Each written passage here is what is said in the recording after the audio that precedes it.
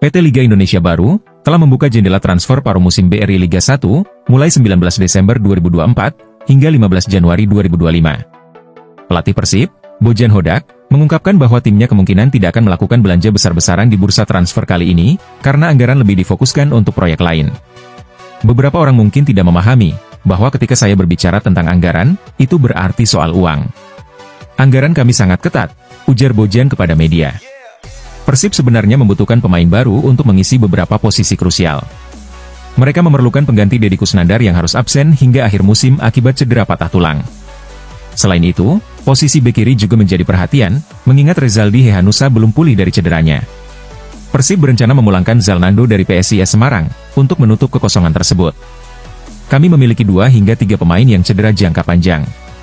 Kami tetap harus membayar gaji mereka, sehingga tidak banyak dana tersisa untuk mendatangkan pemain baru, jelas Bojan.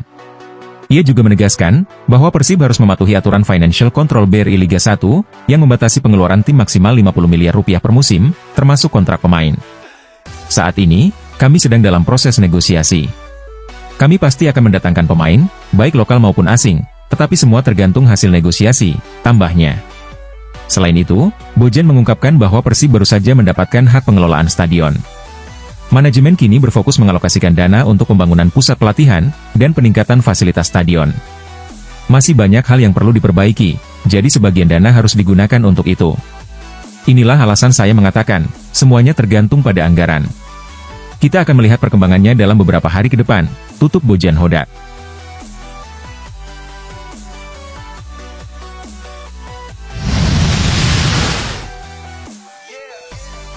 Persib sukses memastikan diri sebagai juara paruh musim, setelah mengalahkan Persis Solo dalam laga yang berlangsung di Stadion Manahan, Surakarta. Dalam pertandingan tersebut, Persib berhasil mengalahkan tuan rumah dengan skor tipis 1-0. Tambahan 3 poin ini mengantarkan Persib ke puncak klasemen dengan raihan 38 poin, unggul 1 poin dari Persebaya, meskipun masih memiliki 1 laga sisa.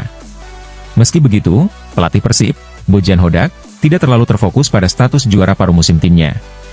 Tentu, menjadi juara paruh musim itu bagus, tapi hal itu tidak terlalu penting, ujar Bojan. Yang benar-benar juara adalah tim yang berada di puncak klasemen pada bulan Mei, tambahnya. Bojan juga memberikan apresiasi kepada permainan Persis Solo. Ia menilai, tim lawan tampil cukup solid, terutama di babak pertama. Di babak pertama, kami kesulitan menembus pertahanan mereka. Persis juga melakukan pressing yang bagus, ungkap pelatih asal Kroasia itu. Namun, menurut Bojan, permainan berubah di babak kedua, setelah beberapa pergantian pemain. Mereka sedikit longgar di babak kedua. Kehadiran pemain seperti Tirone dan Beckham, membantu mengubah jalannya pertandingan, ujarnya. Gol kemenangan Persib akhirnya tercipta dari situasi serangan balik, melalui umpan silang. Kami sebenarnya memiliki beberapa peluang bagus lainnya, tetapi tidak berhasil menambah gol, tutup Bojan.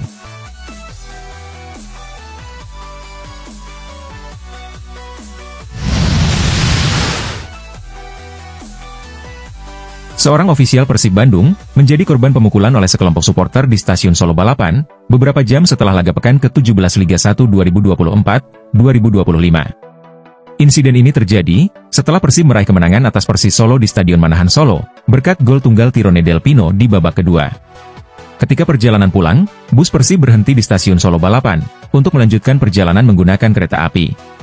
Saat itu, Benny dan Kevin Mendoza sedang berada di sebuah minimarket dekat stasiun. Ketika hendak membayar, mereka mendapati puluhan orang, yang diduga supporter Persis, menunggu di luar. Benny mencoba melindungi Kevin dengan memintanya bersembunyi. Sempat terjadi ketegangan, namun situasi berhasil dikendalikan oleh petugas stasiun, polisi, dan TNI.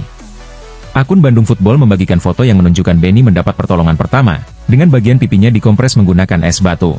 Atas insiden ini, Pasopati, salah satu kelompok supporter Persis Solo, menyampaikan permohonan maaf melalui Presiden DPP Pasopati, Agus Warsop.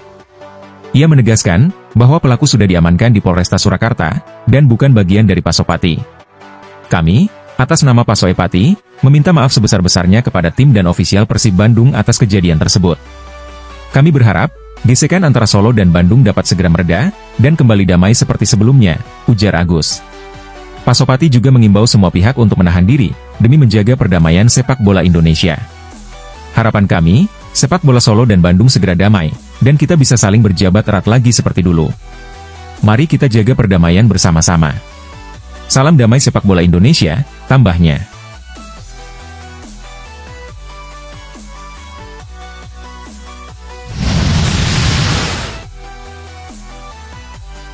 Persib berhasil meraih gelar juara paruh musim Liga 1, dengan raihan 38 poin tanpa terkalahkan. Kemenangan atas Persis Solo pada pekan ke-17, mengantarkan Maung Bandung memuncaki klasemen. Saat ini, mereka masih memiliki satu laga tunda melawan Bali United, yang dijadwalkan pada 7 Januari mendatang. Nick Wipers menyatakan, bahwa berada di puncak klasemen merupakan modal penting bagi Persib, terutama karena mereka bermain solid, dan berhasil meraih poin maksimal. Namun, ia mengakui masih ada aspek yang perlu diperbaiki, karena kompetisi masih panjang. Tentu bagus berada di puncak klasemen. Kami sudah berjuang keras sejak awal musim untuk mencapainya, tetapi kami belum menampilkan performa terbaik di semua pertandingan. Jadi, ada banyak hal yang harus ditingkatkan di putaran kedua, ujar Nick, melalui laman Persib. Bek asal Belanda ini menambahkan, bahwa tim memiliki ambisi besar untuk meraih gelar juara musim ini. Semua pemain diharapkan bekerja keras demi mewujudkan target tersebut. Saya yakin, kami punya peluang juara. Namun, ini baru setengah jalan. Kami memang belum kalah, dan itu adalah sebuah pencapaian, katanya. Nick juga menegaskan, bahwa Persib harus terus menjaga performa solid mereka.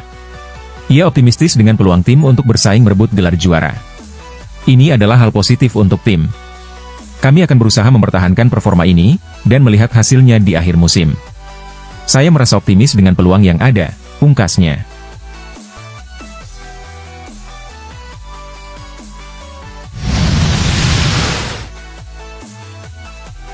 Bali United terus menunjukkan ketangguhan mereka, dengan mengalahkan tim-tim besar seperti Arema, Persija Jakarta, dan Persebaya Surabaya.